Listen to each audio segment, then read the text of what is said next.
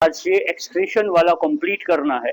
इसमें आज हमने पढ़ना है physiology of excretion, urea urine formation, और इसमें हम इसके बाद पढ़ेंगे रेगुलेशन ऑफ किडनी फंक्शन। ये कुछ चीजें, एक दो चीजें हैं जो हमने इसमें पढ़नी है।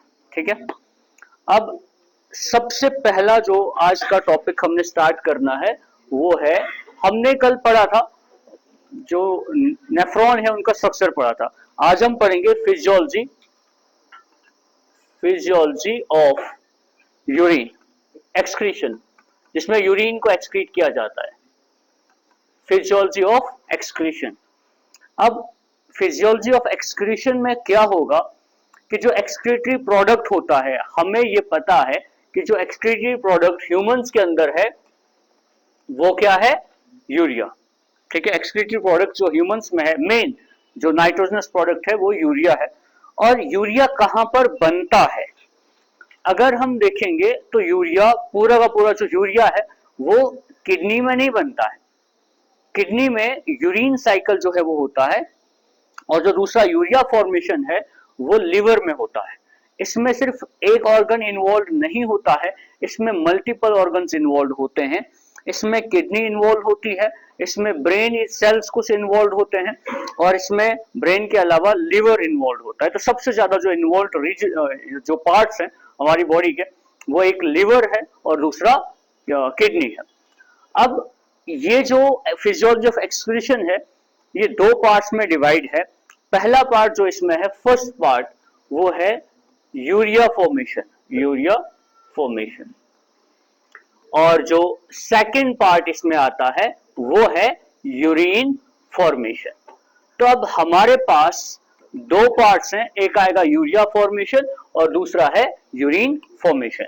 जो यूरिया फॉर्मेशन है वो कैसे होता है, कहां पर होता है, उसके बारे में हम पहले पढ़ेंगे कि यूरिया कहां पर बनता है।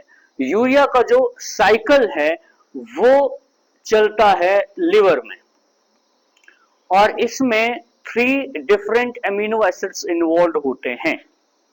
एमिनो एसिड्स से जब डीएमिनेशन होती है, उससे एमिनो ग्रुप रिलीज हो जाता है, तो उसका एक पूरा साइकिल चलता है जिससे यूरिया बनता है।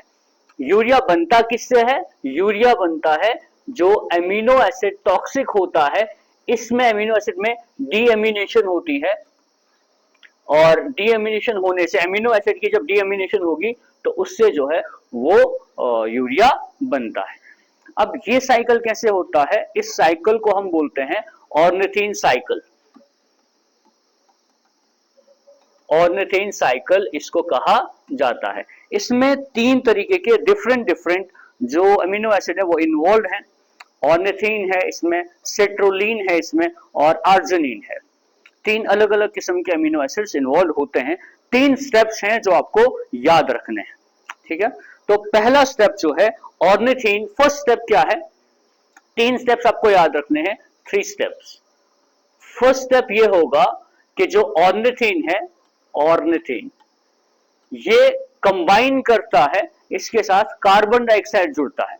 ऑर्निथीन कंबाइन करता है कार्बन डाइऑक्साइड के साथ, और ये कार्बन डाइऑक्साइड के साथ कंबाइन करके CO2, कार्बन डाइऑक्साइड। अब ये जो रिएक्शंस होती है ना, इनमें एंजाइम्स भी इस्तेमाल होते हैं। डीएमिनेशन जहां पर होती है वहां पर एंजाइम भी यूज होते हैं।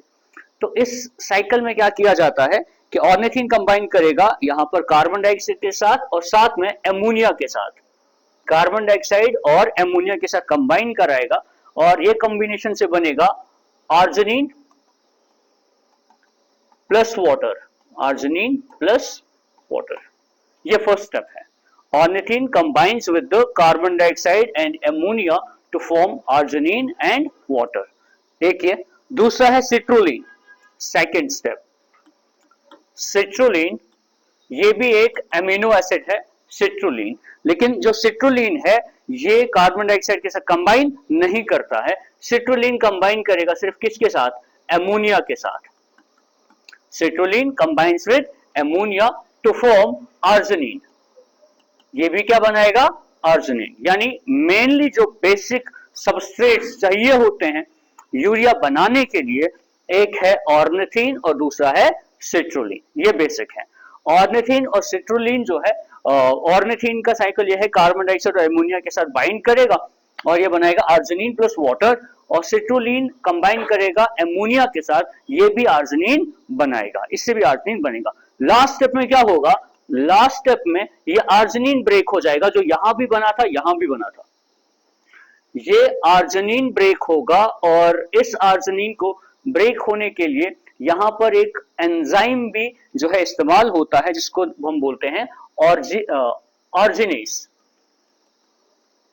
ये एंजाइम जो है यहां पर इस्तेमाल होता है, और इसके इस्तेमाल की वजह से जो आर्जिनिन है ये ब्रेक होता है, और इसके ब्रेक होने से बनता है यूरिया, और यूरिया बनने के साथ साथ ऑर्निथिन जो है इसमें रिलीज हो जाता है, और ऑर्निथिन वापस अपने साइकिल को फिर से रिपीट करता है।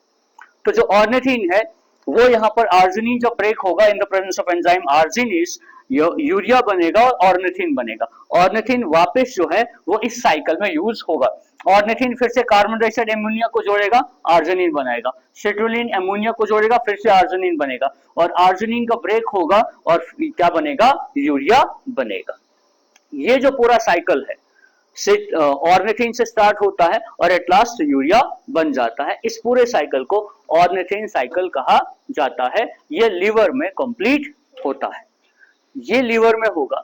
अब लीवर के बाद ये जो यूरिया है, यूरिया यहां से ट्रांसफर होगा और इसको ट्रांसफर करके लीवर से पहुंचाया जाएगा किसके पास, किडनी के पास।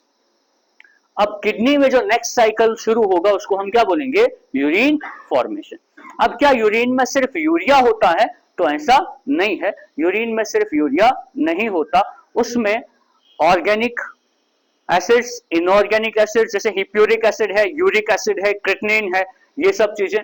उसके अलावा उसमें कुछ मिनरल्स भी होते हैं, जैसे पोटेशियम है, सोडियम है, फास्फोरस है, क्लोरीन है, ये सब चीजें भी प्रेजेंट होती हैं। तो यूरिन में खाली सिर्फ यूरिया नहीं होता, यूरिया के अलावा बहुत सारे और भी सब्सटेंसेस होते हैं, जैसे क्रिएटिनिन है वो एक्सक्रीट होता है, कि वो भी एक नाइट्रोजनस वेस्ट है, वो एक्सक्रीट होता है। यूरिक एसिड है अगर एक्सेस है वो एक्सक्रीट होता है, हिप्यूरिक एसिड है एक्सेस में है वो एक्सक्रीट होता है। तो बहुत सारी चीजें हैं जो एक्सक्रीट होती हैं।